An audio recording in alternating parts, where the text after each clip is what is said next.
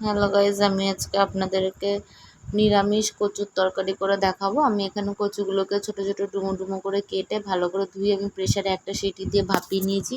এর মধ্যে আমি আলু দেবো, জিরে, তেজপাতা, জিরের গুঁড়ো, হলুদের গুঁড়ো, ধনের গুঁড়ো, লঙ্কার গুঁড়ো দিয়ে আমি এটা করবো। তা প্রথমে আমি কড়াই বসিয়ে দিয়েছি। কড়াইটা গরম হয়ে গেলে আমি তেলটা দিয়ে দেবো। দেখুন আমার তেলটা গরম হয়ে গেছে।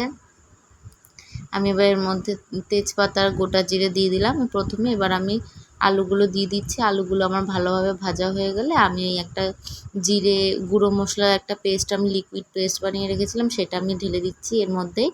এবার এটা আমি ভালোভাবে কষিয়ে নেবো। ভালোভাবে কষানো হয়ে গেলে আমি এর মধ্যে কচুগুলো দিয়ে দেবো, ভাপানো কচুগুলো। দেখুন আমার ভালোভাবে এটা কষানো হয়ে গেছে। এবার আমি সেদ্ধ করে রাখা কচুগুলো দিয়ে দিচ্ছি। কচুগুলো দিয়ে আমি আবার আরেকটু ভালোভাবে কষিয়ে নেবো। এবার আমি একটু নুন দিয়ে দিচ্ছি। দিয়ে আমি ভালোভাবে আরেকটু কষানো হয়ে গেলে আমি লাস্টে জল দিয়ে আর নামানোর সময় ঘি দিয়ে আমি নামিয়ে নেবো। তো এবার আমি প্রথমে একটুখানি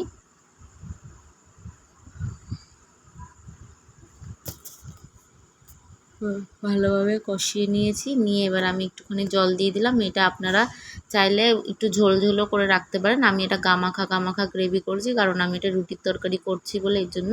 আপনারা চাইলে আর একটু ঝোলও রাখতে পারেন। এবার আমি নামানোর সময় 1 চামচ মতন ঘি দিয়ে আমি এটা নামিয়ে নিচ্ছি।